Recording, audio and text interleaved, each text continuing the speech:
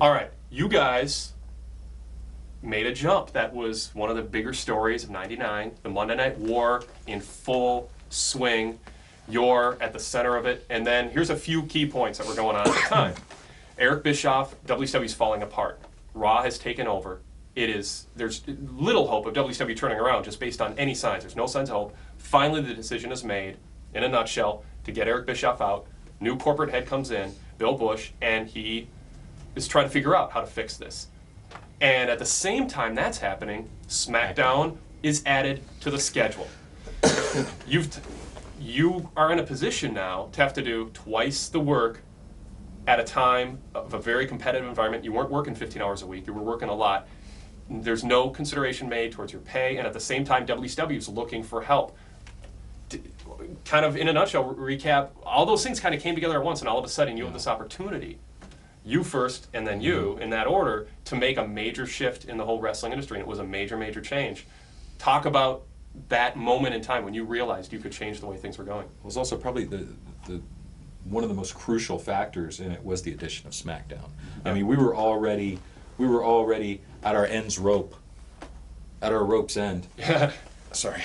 We were already at the end of our ropes with the amount of time, effort, energy that we expended on every episode of Raw and the pay-per-views and everything else that we were doing. Because I mean, don't forget that at this time there were tons of other little side projects that we were supervising and sitting in on meetings for and things like that, because we were at the center of the creative for the entire company. So it wasn't just the shows as well, although that was the majority of our time.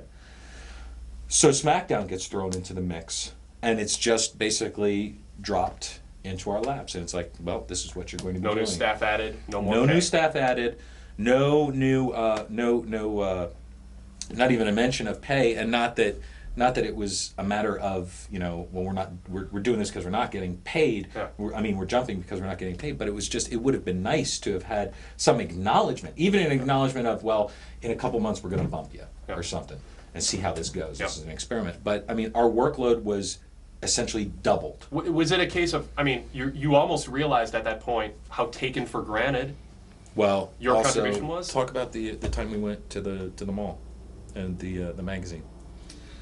Well, there were so many things leading up to that. Yeah. Okay, the one thing leading up to it, because this was the WWF star was rising and had hit the high point in the heavens. There were so many things happening and leading up to this behind the scenes. As Ed said, he added SmackDown. The one thing that bothered me more than anything was not even, okay, you guys are doing this now, I'm not going to give you any money. It wasn't even any of that. It was the fact that we weren't even involved before the decision was made. Right. The question was never asked, can you guys write 2 shows a week? Yeah. Can we keep it going? Can you guys keep it going? Because it was here's the decision, it's been made, make it work. Exactly. But if not, we'll find somebody else. But a couple of things were also happening behind the scenes for me. It's one of the things was I was approached by a production company here in LA to write a sitcom. Ed and I were both going to do it. Yeah. Okay, and it was going to be based on the wrestling business. Yeah. Well, I really wanted to do this just to do something other than wrestling. Yeah. I'm a writer. I wanted to do something other than wrestling.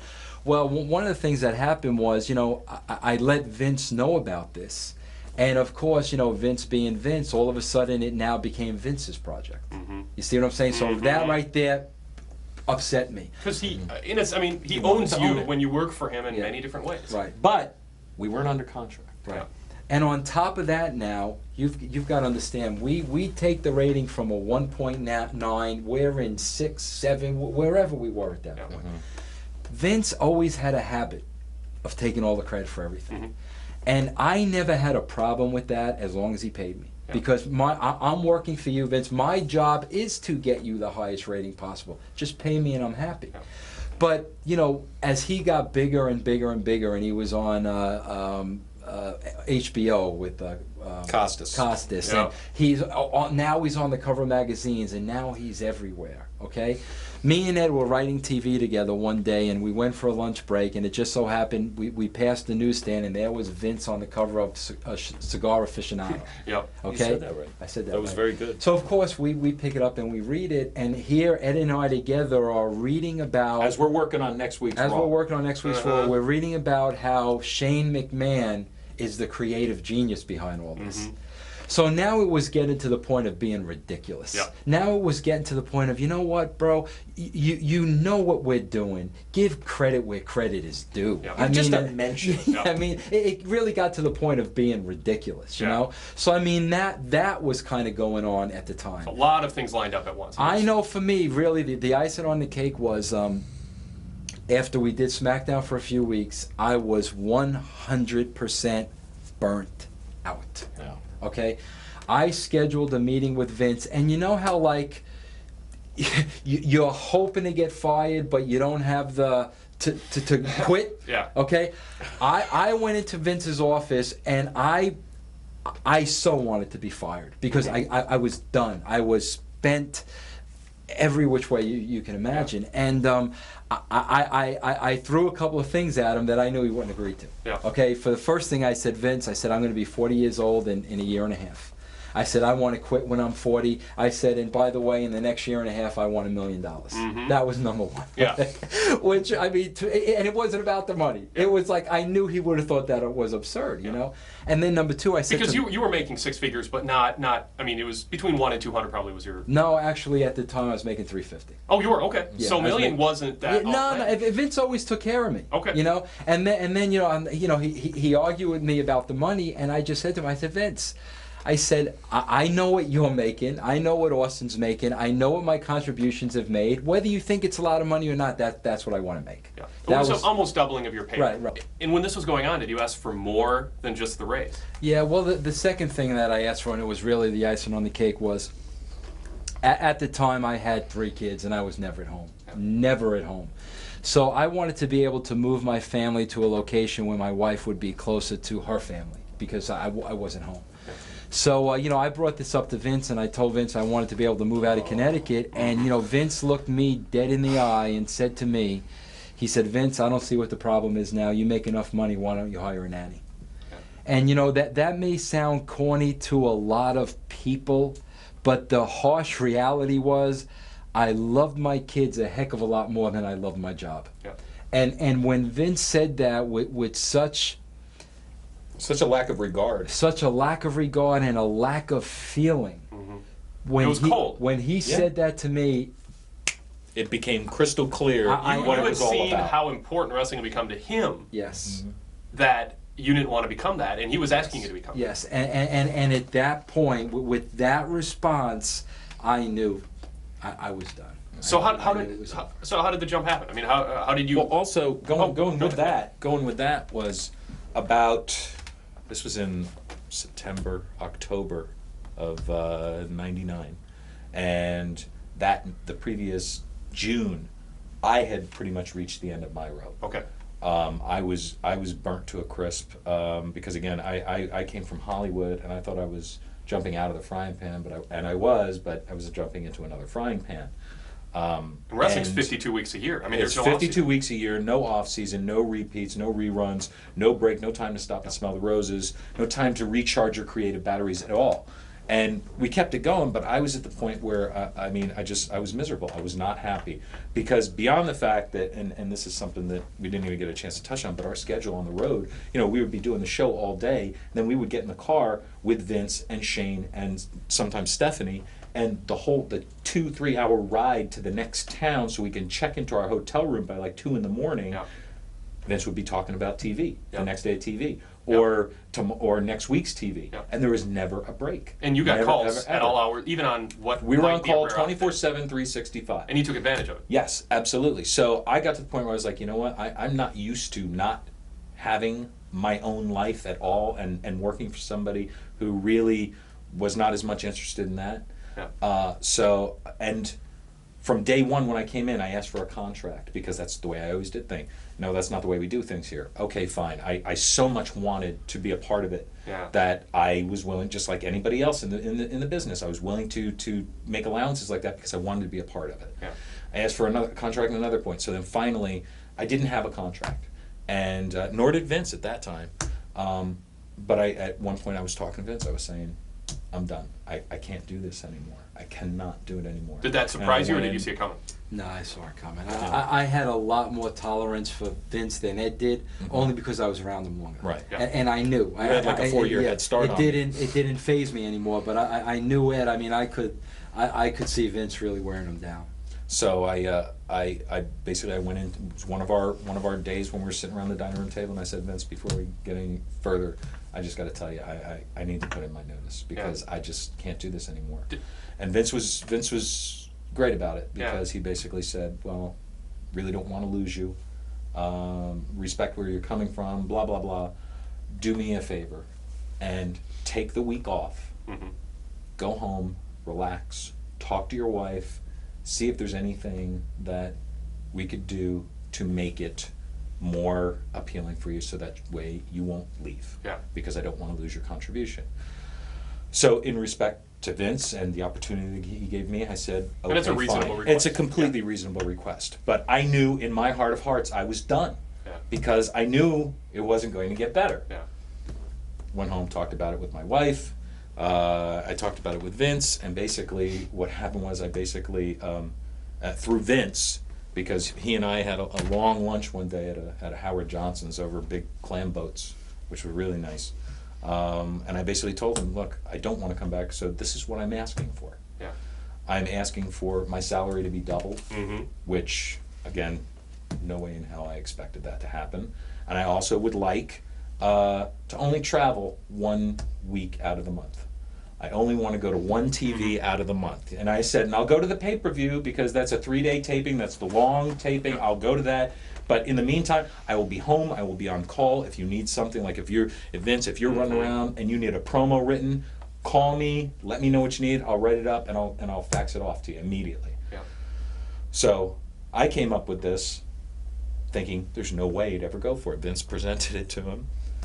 Vince McMahon said, okay. And I was like, damn it! Because it was like Vince going into his office wanting to get fired. And I wanted him to say, well, no, we can't do that. But thank you very much. So he did. But what happened was, and this is getting ahead of ourselves a little bit, I feel vindicated because when we made that trip to Atlanta, and we'll talk about that, to sign the deals with WCW, I came back and there were 3 messages on my phone from Vince's assistant, Beth, telling me that Vince expects me to be at TV tomorrow. Now, I had just gone to TV the week before. That was my one time out of the month. So he was going back on the agreement that we had. So the timing couldn't have been more perfect. So you're saying after you gave notice, he called you and expected you to increase your workload, or am I off on the timeline? No. But when Vince told me that he, well, I'm getting ahead of us. Why don't you talk about your contact and how you made the jump? The whole first, thing and was, then I'll so throw in I my 2 left cents. Vince's office, about the nanny thing and everything, Yeah. and he said to me, let me think about the money. Yeah. And I was like, I said to myself, Vince, you go ahead and think about it, okay? He let maybe 2-3 weeks go by and didn't say a word to me. Yeah. And the situation wasn't getting better. Yeah. We still So have 2 shows a week. now I realized, a couple of things were going through my mind. First of all, I was mentally, physically, spiritually, every which way, burnt out and done with the wrestling business. But now there were a couple of things I was looking at. I was looking at, I felt at that point that Ed and I had done everything we possibly could at the WWF. We peaked it. It wasn't going any higher. I knew it wasn't. I was always about the challenge. I always needed the challenge. Yeah. So I saw a situation at WCW that we had now buried, and here they were, where I had started with Vince, and I'm thinking 2 things. Number one, this is now, I'm going from the frying pan to the fire, I get that. Yeah. But number one, at least this is now a challenge, and number 2, I will suck this up for 2 years, save all my money, and get out. Yeah. But the fact of the matter was, before I went to WCW, I was done. I Yeah. mean, I was done. And you know what? I'll be honest with you. They should have been smart enough to realize that. But they were so excited to get us that they never really took the time to see where we were at. Because the fact was, I walked in there a beaten man. And I walked in there saying, you know, I'll sign for 2 years. How much you're going to give me, and then I'm getting out. Yeah. You know. And you did say I want 2 years, but you thought, well, if things go well, that puts you in a good position. You don't want a longer term deal because either you want to get out after 2 years or you Yeah, want but leverage. you know what? There was no. I mean, it was 2 years because they tried to sign me to a 3-year deal, Yeah. and the fact of the matter was, I would have made money that third year when they shut down. Yeah. But there was no way. I mean, So did you misrepresent yourself to Bill Bush in negotiations as I'm excited to do this when deep down you knew you were burned out? Is that not really, because I wear my heart on my sleeve. Yeah. So you know, I'm sure that that's the way part of me came across. Yeah. Because I can't hide it. I mean, because I was, also it was a matter of Vince presenting himself, because I was there at the time, presenting himself as being burnt out and being done, but also as a result of what we had been going through in the WWE and this new challenge being more invigorating and revitalizing potentially, and that's what the hope was. And also the thing about it was too, the difference was, you know, I had the option to not have to go to every TV. Yeah. If I wanted to miss one once in a while, Yeah. they were going to let me miss one. And you've got to understand something. When Ed and I were there, they paraded everybody in there. You talk about a horse and pony show. Yeah. I knew they were not going to let me leave Atlanta without signing a contract. Yeah. I mean, I knew it. And that's my fault. You know, but I knew they were going to bring in the president if they had to for us to sign that deal. at the time were things so heated that you saying I want a month off before I start would have seemed like 2 years in real time? I mean, would it have been better for you from a pure success standpoint, recharging your batteries, not going right from writing Raw to 7 days later, being at Nitro, and then writing it the next week? Because the first show we really wrote was that Halloween Havoc, which was almost a month later. Okay. So we did have at least 3 weeks Yeah. to kind of get up to, because we wanted to get up to speed on the product. But you're still immersed in Absolutely. wrestling. Absolutely. A month on a beach somewhere, That might have maybe been- in retrospect. Well, It might not have been enough, Where knowing what we know were now. you in October of '99? Yeah.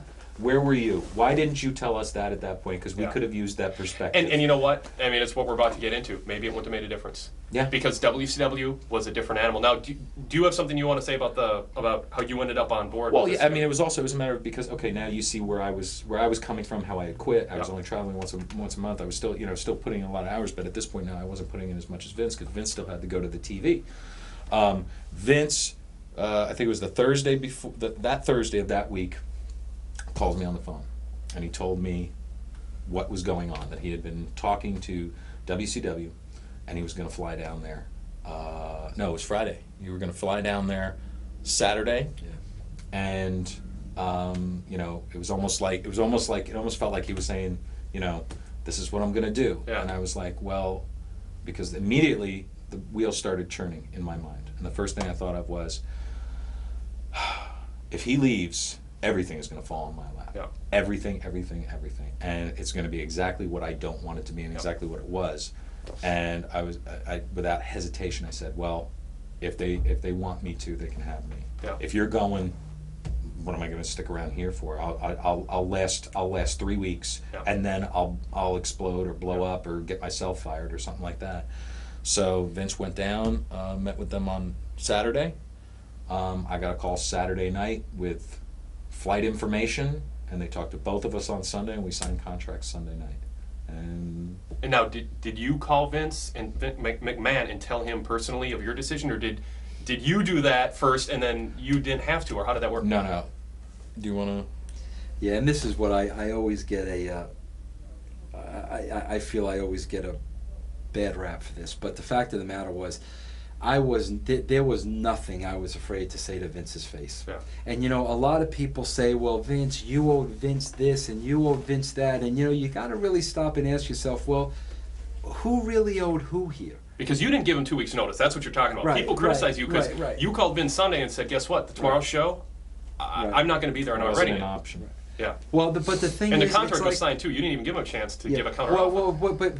but keep in mind though, I told him about the $1 million Yep. I wanted. 3 weeks had passed. Yep. Nothing. Yeah. So basically now, we had the show was at the Meadowlands the next day.